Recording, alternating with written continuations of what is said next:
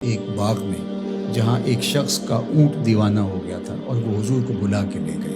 اونٹ دیوانہ ہو جائے تو سخت نقصان دہ ہوتا ہے، تو صحابہ کہتے ہیں کہ حضور جب داخل ہوئے تو ہم ڈرے کہیں حضور کو نقصان نہ پہنچا دے، کیونکہ وہ حضور کو دیکھ کے دوڑتا ہوا آیا، لیکن جو ہی وہ قریب آیا تو منظر عجیب تھا۔ اس نے اپنی پیشانی حضور کے قدموں میں رکھ دی اور سجدہ ریز ہو گیا۔ جب اونٹ کی اس محبت کو ہم نے دیکھا تو برجستہ کہا کہ نحنو احق ان نسجد للنبی صلی اللہ علیہ وسلم، حضور ہمارا بھی جی چاہتا ہے کہ ہم آپ کو سجدہ کریں۔ تو جب آقا کریم علیہ الصلوۃ والسلام نے صحابہ کے اس مطالبے کو سنا تو فرمایا کہ اگر اللہ کے علاوہ کسی اور کے لیے سجدہ روا ہوتا تو میں بیوی کو حکم دیتا کہ وہ شوہر کو سجدہ کرے۔ تو اللہ کے علاوہ شریعت میں سجدہ کسی کو روا نہیں۔ سجدہ تعبدی جو عبادت کی نیت سے کیا جاتا ہے وہ تو کسی کو بھی جائز نہیں ہوا، کبھی بھی نہیں ہوا، کسی شریعت میں بھی نہیں ہوا، چونکہ شرک کی کبھی بھی اجازت نہیں ہوئی۔ لیکن جو سجدہ تعظیمی ہے وہ پچھلی شریعتوں میں جائز تھا، لیکن اس امت کے اندر اس کے بھی روک دیا گیا تاکہ اس کا راستہ ہی بند کر دیا جائے۔ ایاک نعبد و ایاک نستعین، ہم تیری ہی عبادت کرتے ہیں اور تجھی سے استعانت طلب کرتے ہیں، تجھی سے مدد مانگتے ہیں۔ عبادت کسے کہتے ہیں؟ اقصی غایت التذلل والخضوع، انتہائی درجے کی عاجزی اور انکساری عبادت ہے، اور عبادت کا جو نقطہ کمال ہے وہ سجدہ ہے۔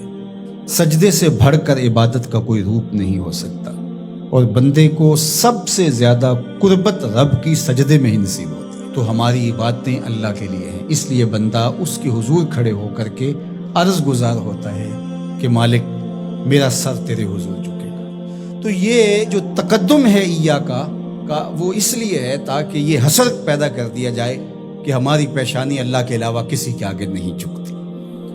اچھا، اب یہاں ایاک عابد بھی تو ہو سکتا تھا، لیکن نعبد ہے، اس لیے کہ بندے کو یہ سکھایا گیا کہ اپنی عبادت پہ ناز نہ کرنا، اپنی عبادت کو صالحین کی عبادت کے ساتھ جوڑ کے پیش کر، کہ مالک جس طرح تیرے بندوں کے سر تیرے حضور جھکے ہوئے ہیں، میرا سر بھی ان کے ساتھ تیرے حضور جھکا ہوا ہے۔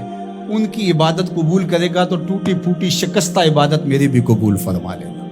اور پھر ارشاد فرمایا وَإِيَّاكَ نَسْتَعِينُ، اور ہم تیرے سے ہی استعانت طلب کرتے ہیں، تیرے سے ہی مدد مانگتے ہیں۔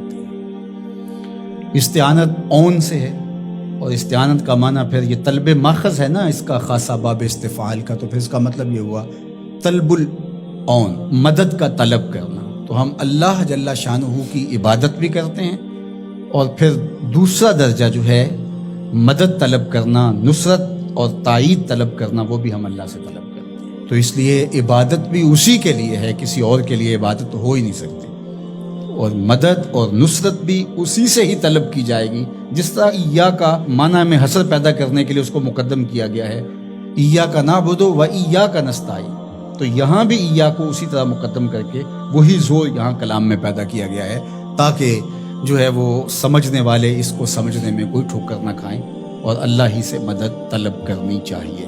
باقی مجازن اگر کسی سے آپ طلب کرتے ہیں مدد، تو آپ کے اعتقاد میں یہی ہوتا ہے کہ وہ اللہ کی دی ہوئی توفیق سے میری یہ مدد کر سکتا ہے۔ اگر ایسا ہو تو وہ اس کے زمرے میں نہیں آئے گی۔ ڈاکٹر سے دوا لینے جاتے ہیں تو شفا تو من جانب اللہ ہوتی ہے۔ یہاں آج کل جو ہے وہ نور بٹ رہا ہے، تو یہ کہا جائے کہ انہوں نے مجھے نور دے دیا، تو نور تو اللہ ہی دینے والا ہے، لیکن یہاں مجازی معنی ہوگا۔ تو اسی طرح صالحین سے، نیکوکاروں سے روحانی معاملات کے اندر جو استعانت طلب کی جاتی ہے تو وہ اسی معنی میں ہے۔ حقیقی معنی کے اندر جو ہے وہ استعانت اللہ تعالیٰ جل شانہ کی ہے۔ باقی رہی بات عبادت کی، تو عبادت تو کسی کی مجازن بھی نہیں ہو سکتی اور حقیقتاً بھی نہیں ہو سکتی سوائے اللہ کے۔ یہ ساری کہانی بیان کرنے کے بعد اپنی وفاداری کا یقین دلایا، اور پھر ہاتھ پھیلا کر کے اس نے کہا اہدنا الصراط المستقیم، مالک تجھ سے صراط مستقیم طلب کر۔ ہدایت مانگی صراط مستقیم کی، سیدھی راہ۔